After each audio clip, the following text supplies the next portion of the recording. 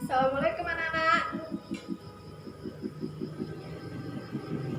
Baiklah, bertemu lagi ya pada pembelajaran geografi. Oh, sudah dihapus, sudah dibersihin ya Bapak tulisnya. Emang ya kelas 10 IPS ini rajin-rajin semua anak-anaknya. Ketua kelasnya siapa? Abdullah, mantap Abdullah. Keren ya ketua kelasnya.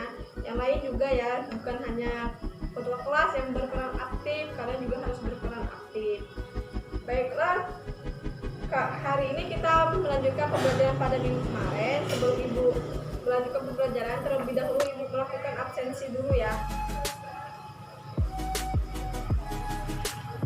Anggi Wulandari, Angga Saputra. Angga duduk di depan nak. Ya, di samping Beni ya. Cynthia Bella, Ciko, udah sehatan nggak? Alhamdulillah ya kalau udah sehat. Beni, ya Beni.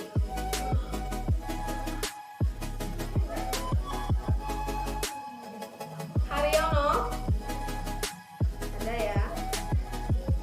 Yogi, Cynthia Bella tadi udah ya nak. Ellen, Putri Susanti, Dela Yunita, Fitri Permatasari, ada. Tiara, oh Tiara ke kantor ya nak. Dipanggil ibu apa Tiara? Oh ibu piket ya Tiara. Oke Tiara. Supadli, Adalia, Alesya, siapa lagi yang belum diabsen? Oh Muhammad Setiono sama Yoga. Oke, berarti hari ini nihil ya di kelas kalian. Oke, hadir semua ya hari ini.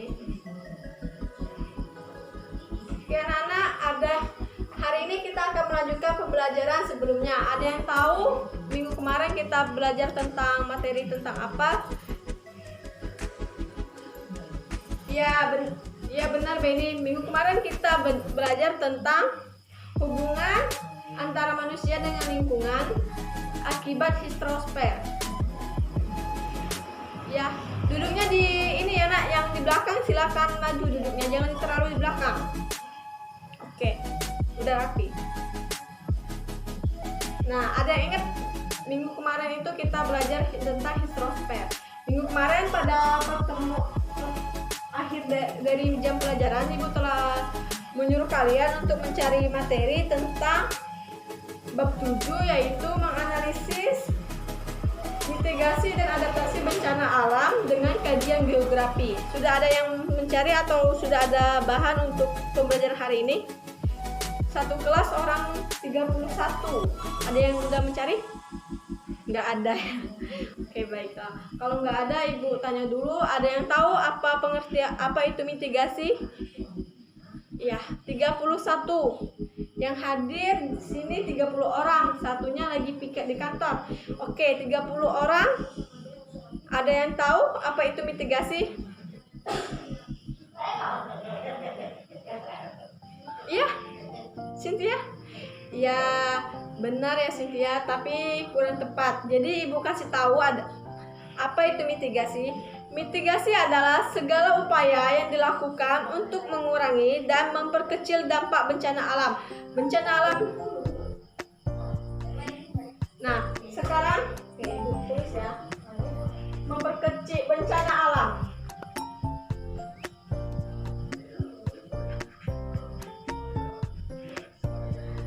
Ada yang tahu apa itu bencana alam? Ya, berbagai bencana alam yang ada di Indonesia. Ada yang tahu? Ya, silakan. Ican. Ya, bencana alam itu terdiri dari longsor, banjir, tsunami, gempa bumi, gunung meletus. Ada yang bisa nambahin lagi? Ya, iya anak-anak. Iya benar sekali ya. Jadi tadi teman kalian Ichan itu sudah tahu apa saja yang ada di bencana alam. Selanjutnya ketua kelas tolong dicatat ya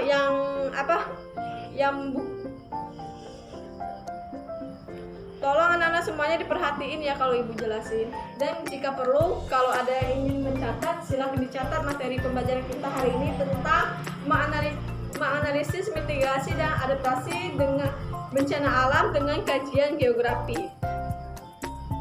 Nah, itu tadi sekedar pembukaan saja ya anak-anak pada pertemuan kita hari ini. Selanjutnya kita akan memasuki materi pada pertemuan hari ini, yaitu kalian silakan buka buku kalian itu tentang di halaman 63 itu bab 7 tentang mitigasi dan adaptasi bencana alam dengan kajian geografi. Sudah dibuka anak-anak bukunya? Oke, kita langsung aja ya. Wilayah Indonesia merupakan wilayah yang rawan akan bencana alam seperti longsor, banjir, tsunami, dan sebagainya, khususnya gempa bumi. Wilayah Indonesia merupakan tempat pertemuan 4 lempeng tektonik aktif di dunia. Bencana alam merupakan peristiwa yang luar biasa yang dapat menimbulkan penderitaan luar biasa bagi yang mengalaminya. Bahkan bencana alam dapat menimbulkan banyak korban anak-anak. Jadi bencana alam ini dapat menimbulkan banyak korban yang anak-anak, terutama itu dalam tsunami, banjir, gunung meletus, itu ada dampak negatif dan ada dampak positif. Kita hari ini akan belajar tentang 4 materi. Yang pertama itu jenis dan karakteristik bencana alam. Yang kedua itu sebaran wilayah bencana alam di Indonesia. Yang ketiga itu usaha pengurangan resiko bencana alam. Yang keempat itu kelembagaan penanggulangan bencana alam. Sudah siap hari ini belajarnya anak-anak? Ya, siap ya, kita harus semangat anak-anak belajar walaupun di siang hari ya. Tadi kan udah belajar ekonomi, jadi pikirannya masih fresh ya. Kelas kalian ini terbaik.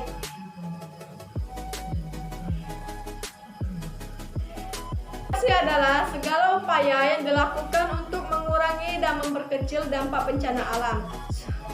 Tadi sudah ibu jelasi ada apa saja yang terdapat dalam bencana alam itu ya anak-anak. Silakan diulangi, Beni, apa saja yang terdapat di bencana alam? Ya benar ya anak-anak. Mitigasi meliputi beberapa kegiatan. Yang pertama itu menerbitkan peta wilayah rawan bencana seperti peta rawan bencana di Indonesia. Nanti ibu akan share di kalian melalui WA grup ya anak-anak. Yang kedua itu memasang rambu-rambu peringatan bahaya dan larangan di wilayah rawan bencana. Misalnya itu seperti kita lihat itu di daerah pagar alam itu sudah ada rambu-rambu daerah rawan bencana. Seperti kita lihat itu contohnya itu masih di Provinsi Sumatera Selatan itu di Kota Pagar Alam itu sudah ada anak-anak itu rambunya itu daerah rawan bencana. Itu sudah ada rambu-rambu ya. Yang ketiga itu mengembangkan sumber daya alam satuan pelaksanaan, dan yang keempat itu mengadakan pelatihan penanggulangan bencana kepada warga di sekitar wilayah rawan bencana. Contohnya misalnya kan di Pagar Alam tadi itu rawan bencana dan itu diadakan pelatihan penanggulangan bencana. Yang kelima itu mengadakan penyuluhan atau sosialisasi atas upaya peningkatan kewaspadaan masyarakat di sekitar wilayah rawan bencana. Selanjutnya itu menyiapkan tempat penampungan sementara jalur evakuasi jika terjadi bencana. Ada yang paham sampai sini? Ada yang paham? Oke, kalau nggak ada yang ingin ditanyakan? Kalau tidak ada, ibu lanjut ya anak-anak. Oke, tidak ada. Oke, ibu lanjut. Kita langsung masuk materi yang pertama itu A. jenis dan karakteristik bencana alam. Maaf ya anak-anak, sekolah kita ini di pinggir jalan raya, jadi suaranya agak berisik. Semoga dengan kalian ini kan baru kelas 10, semoga kalian terbiasa dengan suasana kelas yang di pinggir jalan raya ya. Nah, Ibu ulangi lagi. Yang pertama hari ini kita akan mempelajari tentang jenis dan karakteristik bencana alam. Yang pertama itu ada jenis bencana alam. Menurut Undang-Undang Nomor 24 Tahun 2007, bencana alam adalah bencana yang diakibatkan oleh peristiwa atau serangkaian peristiwa yang disebabkan oleh alam, antara lain berupa gempa bumi yang disebutkan teman kalian tadi ya, tsunami, gunung meletus, benar? Ada lagi? Ya, banjir, benar. Kekeringan. Nah, ini pertemuan baru ya, kekeringan. Bukan pertemuan anak-anak, maksud Ibu. Opsi baru. Pendapat. Kekeringan, benar. Angin topan, ya benar. Angin topan, benar. Apalagi? Tanah longsor. Ya, benar. Yang B itu bencana non alam adalah bencana yang diakibatkan oleh peristiwa atau rangkaian peristiwa non alam, antara lain berupa gagalnya teknologi, gagalnya modernisasi, epidemik, dan wabah penyakit. Seperti sekarang itu wabah COVID-19 ya anak-anak. Itu merupakan bencana non alam. Sampai sini ada yang paham? Ada yang ingin ditanyakan? Silakan. Ya, bencana non alam itu antara salah satunya itu wabah penyakit anak. Ya, safety. Nah, wabah penyakit itu seperti kita lihat seperti sekarang itu adanya COVID-19 atau corona ya. Nah, corona itu merupakan bencana non alam anak-anak karena dia merupakan wabah penyakit. Yang terakhir itu bencana sosial. Bencana sosial adalah bencana yang diakibatkan oleh peristiwa atau serangkaian peristiwa yang diakibatkan oleh manusia, meliputi konflik sosial antar kelompok atau antar komunitas masyarakat dan masyarakat sekitarnya. Sampai sini ada yang ingin ditanyakan? Oh, contoh. Oke, contoh dari bencana sosial itu misalnya ini, Ibu kasih contoh dalam lingkup ya, satu kelas. Di kelas kalian ini sudah ada contoh sebenarnya. Kelompok B. Kalian ini ada konflik misalnya itu tentang masalah pacar atau perebutan pacar, segitulah. Itu merupakan konflik sosial anak-anak yang dapat memisahkan kelompok. Dari satu kelompok menjadi dua kelompok, itu termasuk kelompok bencana alam. Sampai di sini ada yang bisa dimengerti atau ada yang ingin ditanyakan? Kalau nggak ada, kita lanjut. Oke, kita lanjut ya.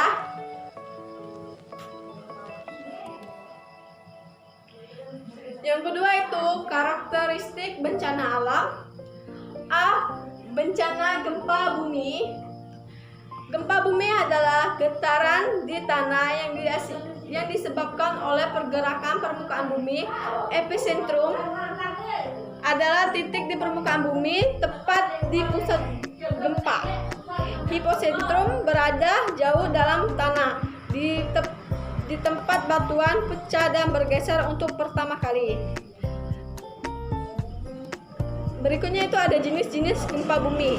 Yang pertama itu gempa bumi vulkanik adalah getaran akibat kegiatan gunung berapi. Yang kedua itu gempa tektonik adalah getaran yang kuat diakibatkan oleh patahan matahari karena pergeseran lempeng. Anak-anak kita harap maklum ya karena kurang kondusif, karena yang pertama itu sekolah kita di pinggir jalan raya, yang kedua itu kakak kelas kalian lagi olahraga.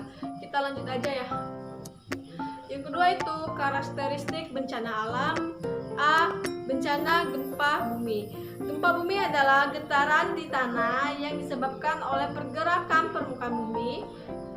Sedangkan epicentrum adalah titik di permukaan bumi tepat berada di pusat bumi.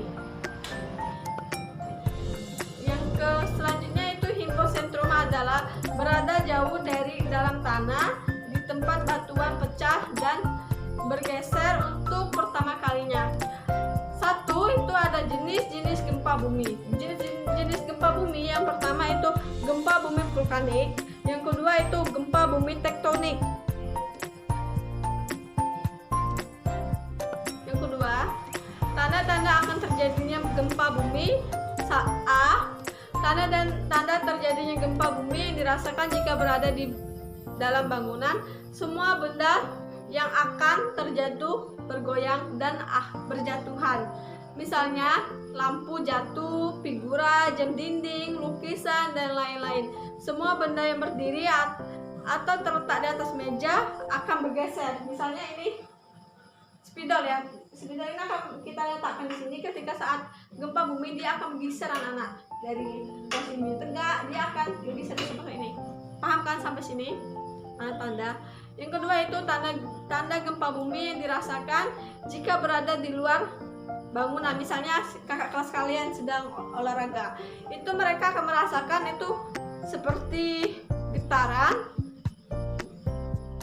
getarannya sangat kuat dan dapat mengakibatkan tumbangnya atau rubuhnya pohon-pohon yang ada di sekitar mereka.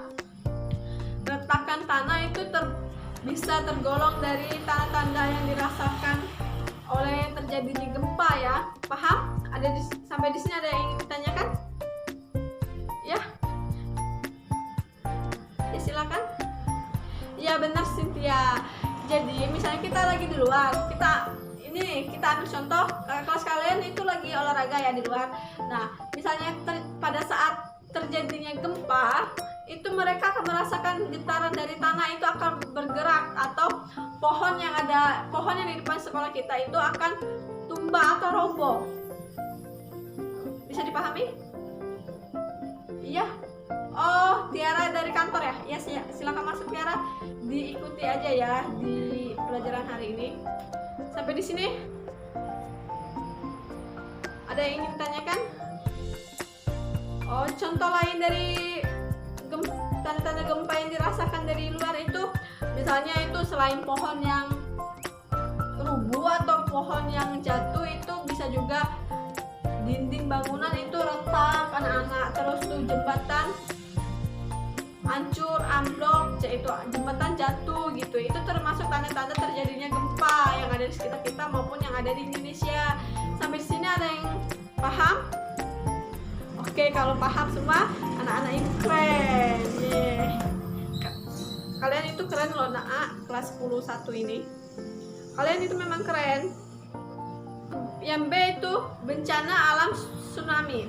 Tsunami adalah, ada yang tahu sebelumnya apa itu tsunami? Ayo, ada yang tahu nggak? Dari Tiara kan udah masuk. Nah, Tiara udah masuk. Jadi jumlah kalian ini 31 orang. Tadi 30 sebelum Tiara masuk. Tiara udah masuk. Jadi jumlahnya 31 orang. Ada yang tahu apa itu tsunami? Ayo. Tiara, tahu nggak apa itu tsunami, Nak? Iya, tsunami. Iya, benar apa yang dikatakan oleh teman kalian Tiara yang baru aja menyelesaikan jadwal tiketnya, terus langsung mengikuti pembelajaran geografi pada hari ini ya. Tsunami adalah gelombang laut yang sangat besar. Jadi kalian bisa ngebayangin nggak, di laut itu ada gelombang, atau ada yang rumahnya di sekitar laut, atau bapaknya nelayan, itu pasti bisa ngebayangin deh. Nak, gelombang besar yang ada di laut itu yang diakibatkan oleh gempa bumi yang sangat kuat dan sumber gempanya berada di dasar laut. Jadi tsunami ini diakibatkan oleh gelombang laut dan yang berada di dasar laut. Sampai di sini paham? Oh, nanti gelombang laut. Bisa kan Tiara? Oke, teman kalian udah paham. Ada yang kurang paham? Tsunami? Oke, paham semua ya. Anak-anak ibu ini memang pintar semua kok. Yang kecil itu bencana alam banjir. Nah, banjir di tempat kalian itu pasti ya. Ada bisa nggak membedain antara banjir dengan genangan air. Ada yang bisa? Nggak bisa. Nggak bisa, Bu. Oke, Ibu jelasin dulu ya.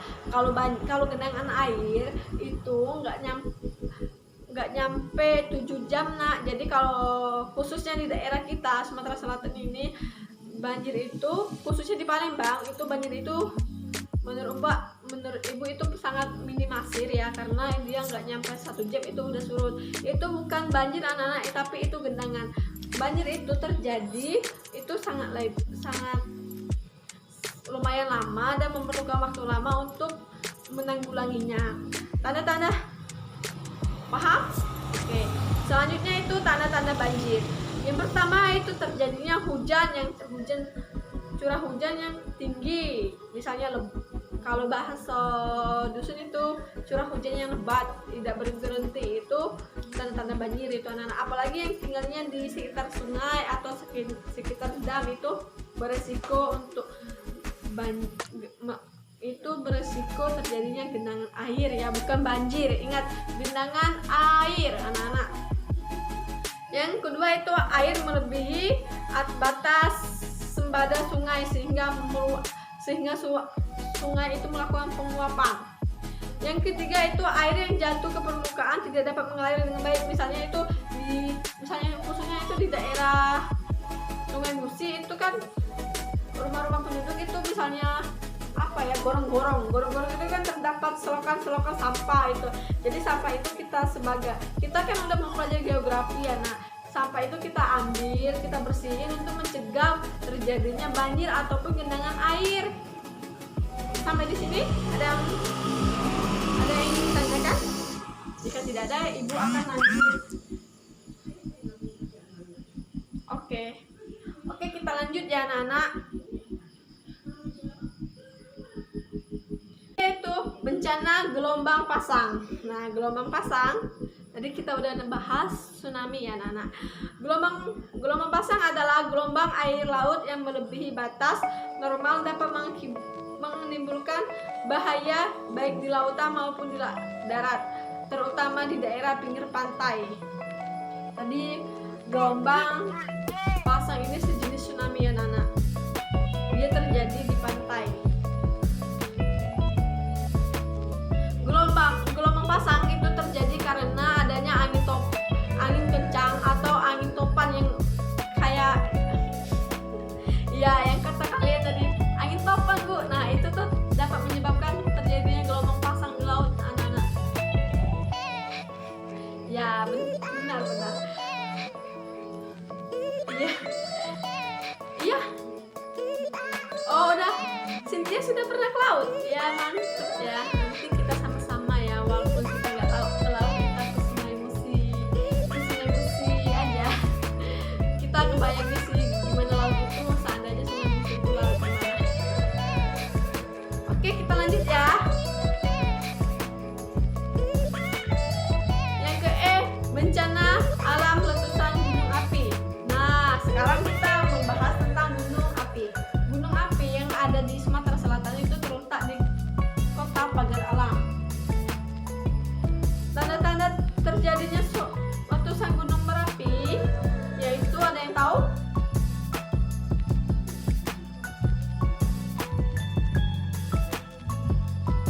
Gempa ya, yang pertama itu gempa vulkanik, yang kedua itu munculnya gas-gas vulkanik, yang ketiga itu adanya perubahan bentuk atau deformasi gunung berapi, yang terakhir itu naiknya suhu sekitar kawah. Sampai di sini. Dan iya, benar ya, jadi di Sumatera Selatan itu gunung yang aktif itu terletak di kota Pagar Alam ya. Oke, kita lanjut. Itu bencana alam tanah longsor. Tanah longsor, ada yang tahu seperti apa tanah longsor? Oke, Ibu gambar ya. Misalnya ini, Ibu gambar tanah longsor. Misalnya ini rumah. Oke, maaf ya, Ibu nggak bisa gambar.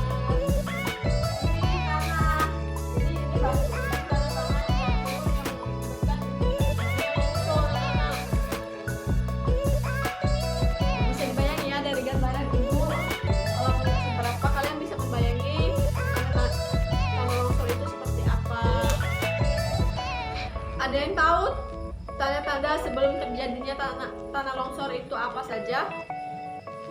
Ya, benar, tanah longsor ini terjadi karena runtuhnya tanah. Ya, ini perumahan atau permukiman penduduk yang terjadi di area perbukitan atau terjadinya tanah longsor itu akibatnya runtuhnya tanah-tanah ke permukiman warga ini sehingga terjadinya tanah longsor. Ya benar, kalian ini pinter-pinter ya. Nah, yang kedua itu tumbangnya pohon-pohon. Ya, seperti kita ambil contoh tanah longsor ini di kota Pagar Alam, Lahat, Batu Raja, Oki, itu daerah perbukitan baris ya anak-anak. Jadi kita ambil contoh situ aja. Ada yang pernah ke daerah yang Ibu sebutkan tadi? Iya. Ya pernah ya. Jadi kalian bisa membayangi ya. Karena di kelas ini Ibu senang sih ngajar kelas kalian. Jadi kalian ini aktif. Nah, jadi bisa kalian bayangin itu tanah longsor. Terjadinya pertama itu runtuhnya butiran tanah, yang kedua itu tumbangnya pohon-pohon di sekitar penduduk, dan yang ketiga itu munculnya retakan di lereng yang sejajar dengan arah tebing. Yang keempat itu biasanya terjadi setelah hujan. Ya, secara umum tanah longsor ini terjadi setelah hujan. Karena kan rintikan hujan atau tetesan hujan itu dapat mengakibatkan tanah-tanah di sini itu bergeser dan menjatuhkan ke permukiman warga yang dapat mengakibatkan tanah longsor. Ya, sampai di sini. Ada yang bisa dimengerti sampai di sini anak-anak? Atau ada yang ingin ditanyakan? Ibu persilakan sebelum Ibu yang nanya ke kalian. Nanti Ibu ada soal pasan di akhir pertemuan bab 7 ini. Enggak, semangat banget ya jawabnya. Oke, kalau nggak ada Ibu lanjut lagi ya.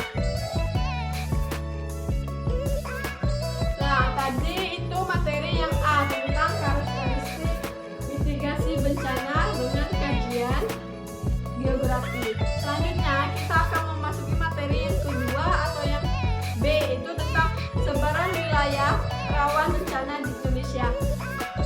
Nah, ada yang bisa memapari apa itu sebaran wilayah rawan bencana alam di Indonesia? Ya, bencana alam tadi longsor, banjir, gunung meletus, gempa bumi, lagi angin topan. Ya, itu kita akan membahas tentang sebarannya yang ada di Indonesia, bukan hanya di Sumatera Selatan. Oke, kita lanjut ya anak-anak. Baiklah anak-anak, berikut ini sebaran wilayah rawan bencana alam gempa bumi yang ada di Indonesia. Itu ada daerah DKI, Aceh, Sumatera Utara, Sumatera Barat, Bengkulu, Lampung, ada Jawa Barat, DKI Jakarta, Jawa Timur, Bali, Nusa Tenggara Barat, dan Nusa Tenggara Timur. Bisa kalian lihat sendiri ya di pada peta Ibu. Ada tahapan. Oke, kita lanjut ya. Benar anak-anak. Ibu akan jelaskan itu tahapan sebelum terjadinya bencana. Ini terdapat 3 tahapan. Baiklah, yang pertama itu yang kedua pencegahan itu dapat sebaran dilakukan wilayah sebagai rawan upaya bencana untuk alam menghindari tsunami. daerah bahaya yang Bisa ada. kalian lihat sendiri ya di peta ini. Yang ketiga, Kita sebaran mengetahui wilayah suatu rawan daerah bencana memiliki alam potensi banjir. bencana yang Wilayah terjadi, maka yang rawan kita akan banjir memilih tersebar di daerah untuk dengan menjauhi posisi relief daerah yang datar, tersebut seperti sebagai di daerah sepanjang permukiman. pantai Misal, utara contoh, Jawa atau kita kan Pantura, udah tahu pantai daerah timur sekitar- Sumatera, dan dataran rendah di pulau-pulau Misal lainnya. contoh, kita kan sudah tahu Yang daerah keempat di itu sekitar Sungai sebaran Musi wilayah itu rawan bencana pasti rawan bencana banjir. alam gunung Kita meletus. Bisa menghindari kalian untuk lihat sendiri ya anak-anak pada peta membuat berikut ini. rumah atau tinggal di sekitar daerah. Dan yang terakhir itu Sungai Musi sebaran itu, wilayah anak-anak. bencana alam longsor. Yang kedua itu mitigasi merupakan upaya untuk mengurangi risiko terjadinya bencana. A. Mitigasi secara struktural. B. Itu mitigasi secara struktural. Yang ketiga itu kesiapan masyarakat akan meningkatkan kapasitas yang dimiliki ketika menghadapi bencana. Jadi kapasitas atau kesiapan masyarakat itu juga mempengaruhi untuk meningkatkan kapasitas untuk bencana ya anak-anak. Oke, kita lanjut. Bencana risiko gempa bumi. Gempa bumi. Oke, upayanya itu yang pertama dong Ibu pengen dengar si siapa ya? Oke, yang pertama Ibu akan pengen dengar si Elan. Ayo Elan. Iya benar, yang pertama itu mengenal apa yang disebut dengan gempa bumi. Jadi upaya pengurangan resiko bencana gempa bumi, kita harus tahu apa itu gempa bumi. Jangan kita ngulang-ngulangi tapi penanggulangannya tapi kita nggak tahu apa itu gempa bumi. Nah yang kedua itu ya oke. Yang kedua itu perhatikan letak pintu serta tangga darurat. Misalnya gempa bumi, misalnya gempa yang terjadi kita itu melalui ada jalur evakuasi anak-anak, ada jalur lain maksudnya. Yang ketiga itu belajar melakukan P3K. Nah misalnya kita itu mempersiapkan alat 3K, P3K maksud Ibu. Yang keempat itu belajar menggunakan pemadam kebakaran. Itu sudah jelas ya, kita harus belajar menggunakan alat pemadam kebakaran. Yang kelima itu mencatat nomor telepon penting, misalnya itu nomor telepon pemadam kebakaran. Yang keenam itu perabotan lemari, kulkas dan lain-lain itu menempel di dinding atau di paku itu bergeser pada terjadinya gempa bumi. Sudah Ibu jelasin, sudah kita bahas pas dan awal. Ada misalnya spidol gini bentuknya berdiri, pada saat terjadinya gempa bumi dia akan jatuh anak-anak, paham kan? Oke, selanjutnya itu menyimpan bahan yang mudah terbakar pada tempat yang tidak mudah pecah. Misalnya tadi kita menyimpan barang itu pada tempatnya, jangan kita menyimpan barang beling-beling itu di bawah atau itu kita simpan di lemari itu biar tidak mudah pecah.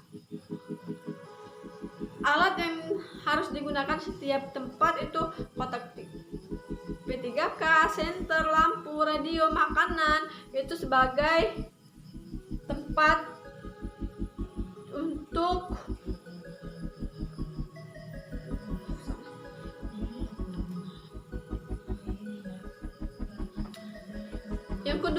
yang kedua itu upaya pengurangan resiko bencana tsunami. Secara fisik, tindakan mitigasi dapat dilakukan dengan membuat penghalang atau perendam gelombang. Perendam gelombang secara alami dapat dilakukan secara membangun kawasan penyangga. Ada yang bisa? Sampai di sini? Ada yang paham? Oke, kalau contohnya ya, kalian ini sepertinya harus dicontohin secara langsung ya biar bisa mengerti gitu. Oke, dicontohin. Misalnya kan ini tadi tsunami ya, tsunami. Oke, ini anggap aja pantai dan ini sekitar permukiman penduduk. Nah terus misalnya ini dikasih batu-batuan biar gelombangnya itu tidak naik ke permukiman penduduk. Sampai di sini bisa dimengerti? Bisa ya. Oke, kita lanjut ya kalau bisa.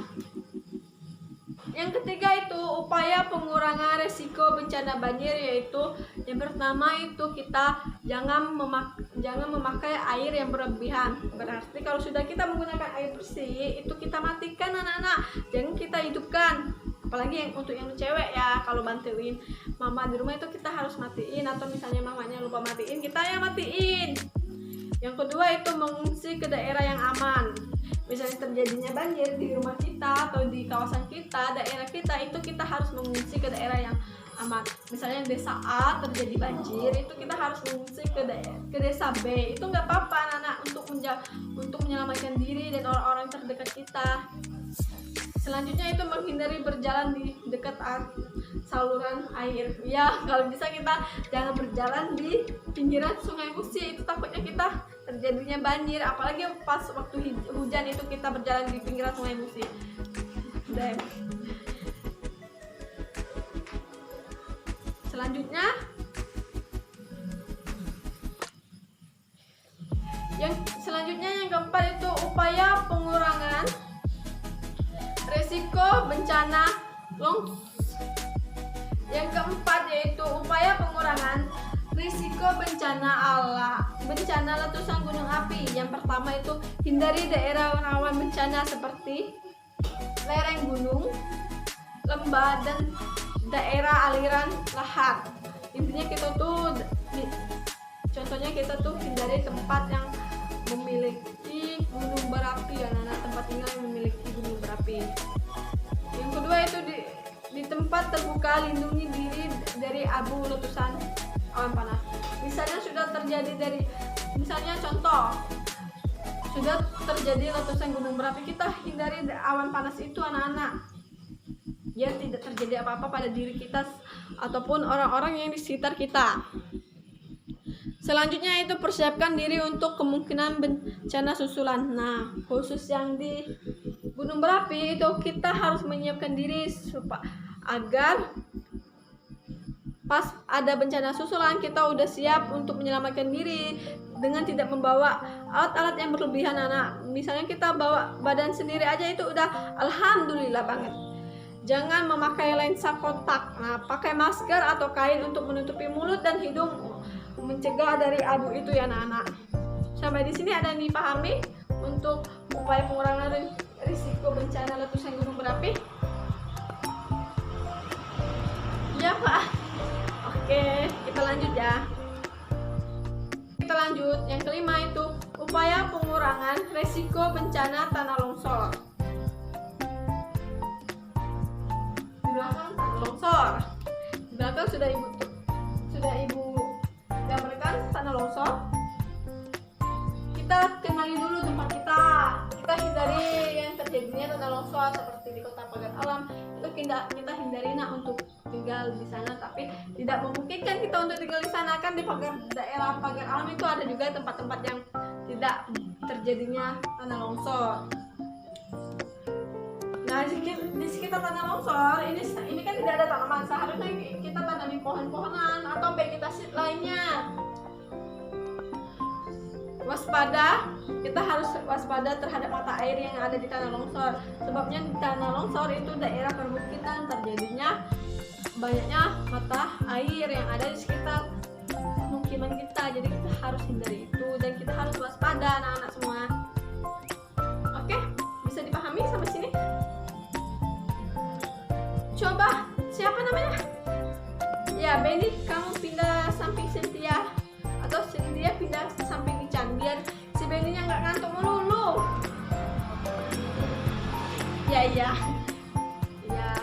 Ya nggak apa-apa, ke WC ibu kasih waktu 5 menit ya untuk ke WC bersihin muka biar nggak ngantuk lagi. Oke, ya nggak apa-apa, silakan.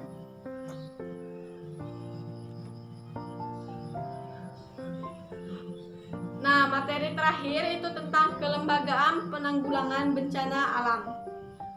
Ada yang tahu apa saja lembaga yang terlibat dalam bencana alam? Ya, yang pertama itu ada tugas PNPB. Itu yang pertama itu memberikan pedoman dan pengarahan atau sosialisasi akan terjadinya atau kerugian atas bencana alam yang ada sekitar, misalnya di Pagar Alam itu tanah longsor, di Lampung itu di daerah sekitar pantai itu tsunami gitu ya anak-anak.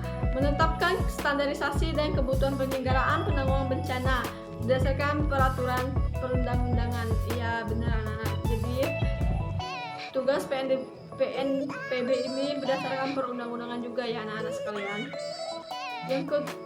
Selanjutnya itu menggunakan dan mempertanggungjawabkan sumbangan atau bantuan. Jadi tugas PNBB itu misalnya sudah ada terjadinya bencana, itu mereka mengadakan sumbangan dan itu harus harus dipertanggungjawabkan anak-anak bantuannya, bisa dengan mendirikan pos, mengasih korban itu makanan ataupun baju yang layak pakai anak-anak. Selanjutnya itu mempertanggungjawabkan penggunaan anggaran. Nah, selain menyampaikan bantuan, tadi mereka juga harus bisa mempertanggungjawabkan anggaran yang udah dikasihinya. Misalnya itu anggarannya untuk korban itu berapa dalam jangka waktu berapa, itu harus dipertanggungjawabkan ya anak-anak. Yang selanjutnya itu menyusun pedoman pembentukan Badan Penanggulangan Bencana Daerah. Jadi strukturnya pedoman itu dibentuk oleh PNBB anak-anak untuk kelembagaan penanggulangan bencana alam yang ada di daerah maupun ada di pemerintahan. Sampai di sini bisa dimengerti? Kenapa? Oh, oke. Misalnya ada tugas, ibu nanti ya akan ngasih kalian tugas dari materi bab 7 ini. Kita menganalisis bencana alam dan adaptasi secara geografi.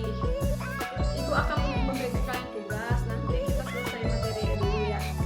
Nah, itu fungsi BNPB itu yang pertama itu perumusan dan penetapan kebijakan penanggulangan bencana dan penanganan, fungsi dengan bertindak cepat dan tepat secara efektif dan efisien. Nah, PNBB nih bertindak secara cepat, aktif dan efisien. Misalnya mereka ditelepon, ada bencana, mereka langsung terjun anak-anak, mereka langsung ke lapangan. Misalnya ditelepon, Pak ada banjir di daerah ini, di daerah Lahat misalnya, mereka itu akan secara cepat akan turun ke lapangan anak-anak. Yang kedua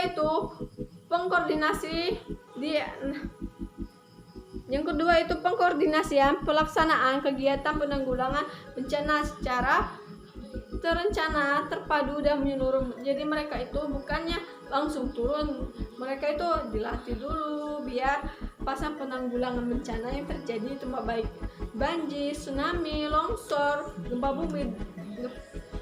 bumi, gunung meletus, itu mereka sudah terarah, terpadu dan menyeluruh.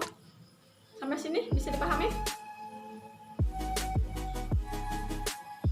Iya benar anak-anak. Jadi anggota PNPB itu mereka setelah dilatih untuk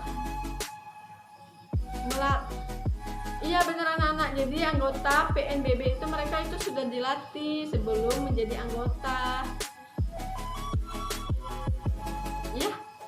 Iya oke. Sampai di sini ada yang ingin ditanyakan? Baiklah, kalau tidak ada, ibu akan memberikan kalian tugas. Di sini tadi ibu sudah menyiapkan beberapa soal untuk kalian ya anak-anak. Itu soal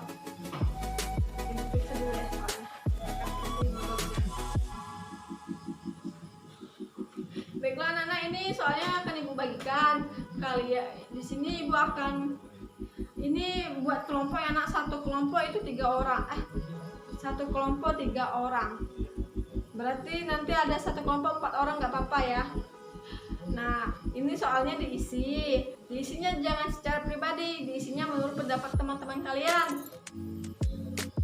Ya nanti akan ibu kasih waktu kalian 15 menit cukup ya. Nanti kita akan bahas sama-sama.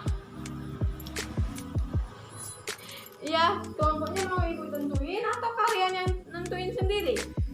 Oke ibu, gini ya, sekretaris. Oke, sekretaris Ellen absen 1 sampai 3 itu nomor 1, 4 sampai 6 itu kelompok 2 ya, 7 sampai 9 itu kelompok 3 dan seterusnya. Oke, ibu baginya sekarang ya. Tolong ke belakang nanti di belakang Ellen. Siapa bendahara? Ya, Cynthia bendahara ya. Nanti dibagiin ya kelompok 1 sampai kelompok 7-nya. Oke, terima kasih ya. Baiklah anak-anak, sudah dibagiin. Nanti ini bisa.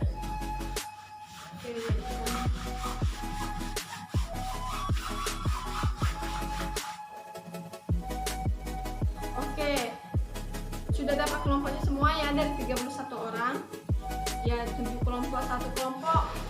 3 orang itu ada satu kelompok yang 4 orang nggak apa-apa ya.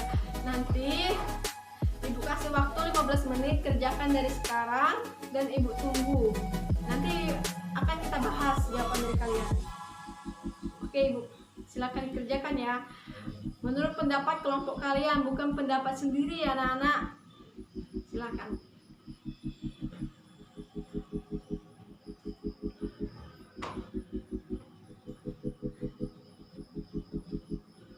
Baiklah anak-anak, waktu yang ibu berikan itu telah selesai. 15 menit berjalan dengan cepat ya menurut ibu.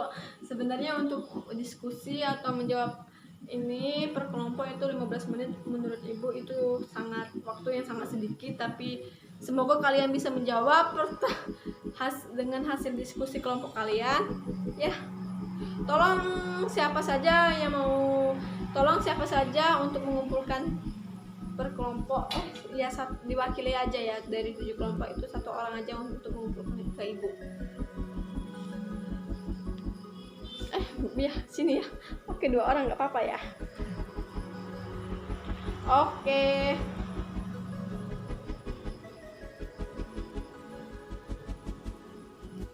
Oke, ibu akan bahas sedikit sekilas tentang jawaban teman-teman kalian itu dari kelompok. Sebutkan nggak ya nama kelompoknya? Sebutkan nggak ya? Oke, kita rahasiain. Oke, karena ada teman kalian yang mau minta dirahasiain, ibu rahasiain aja jawabannya. Tapi akan ibu bacakan ya anak-anak. Pertanyaan ibu itu, menurut pendapat saudari, tanda-tanda apa yang akan terjadi saat gempa bumi? Mereka menjawab, tahapan pra bencana, tahapan tanggap darurat, 3 tahapan rehabilitas dan rekonstruksi atau pasca bencana.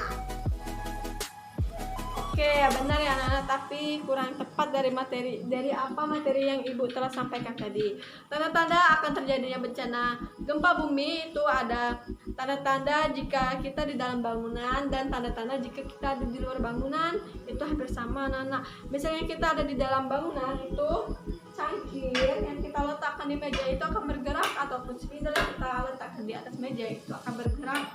Sedangkan kita di luar bangunan itu, misalnya contoh, ibu tadi sudah mencontohkan hal kecil pada kalian.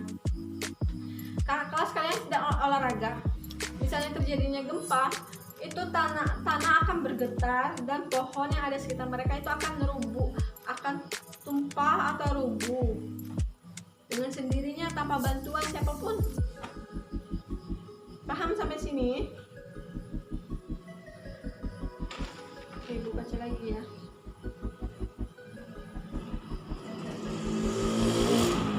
Bagus ini, bagus jawabannya ya.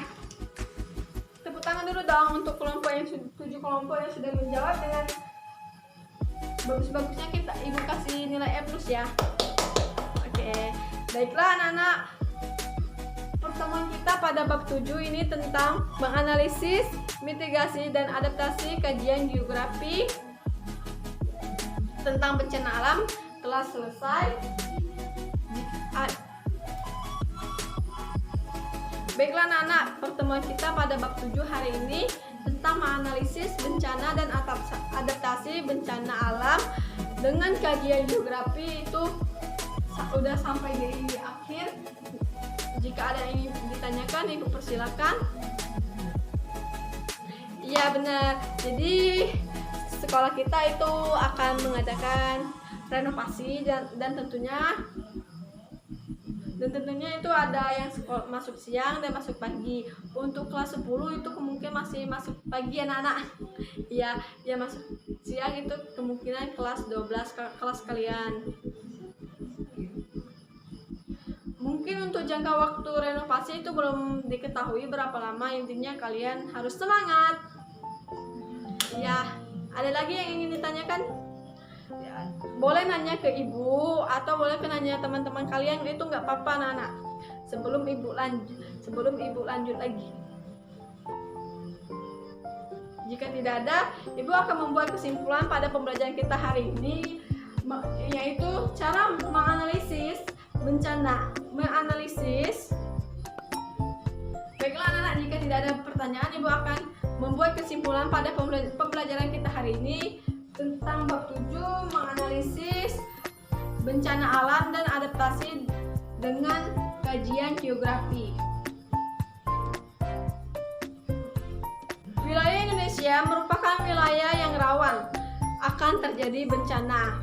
Sudah nggak usah di Indonesia ya anak-anak, di Sumatera Selatan aja rawan terjadinya bencana, terutama itu bencana longsor, banjir, tsunami. Ya, kabupatennya tadi udah disebutkan ya. Kalau teman kalian itu benar, yang terjadi daerah rawan bencana itu deh kabupaten apa? Ya, Kabupaten Lahat, Kota Pageralam, Batu Raja, Banyuasin. Iya benar sekali nak. Iya. Iya benar. Jadi kita sebagai masyarakat yang sudah mempelajari mitigasi bencana atau cara pengurangan bencana, kita harus tahu nak, kita bukan hanya harus tahu, kita udah tahu, terus kita harus menerapkan. Misalnya kalian kan udah kelas 10 ya, udah SMA, bentar lagi mau kenaikan kelas, janganlah buang sampah sembarangan, apalagi itu di bawah meja ada sampah, jangan diambil sampahnya, dibuangnya di kotak sampah. Jika perlu untuk mengurangi penggunaan plastik, kalian itu bawa bekal dari rumah, itu Ibu kasih nilai A+ jika di kelas kalian ini bawa bekal atau bawa minum dari rumah, itu A+ dari Ibu. Kita untuk mengurangi penggunaan plastik anak-anak, karena penggunaan plastik itu bukan, misalnya kita menggunakan plastik, kalian itu makan ciki, makan sosis, itu plastiknya itu bukan langsung hancur anak-anak, dia perlu waktu 5-7 tahunan untuk hancur. Ya, jadi kita udah belajar tentang mitigasi dan adaptasi bencana alam dengan kajian geografi. Ibu harap kalian dapat menerapkannya di kehidupan sehari-hari, bukan hanya sekedar di sekolah.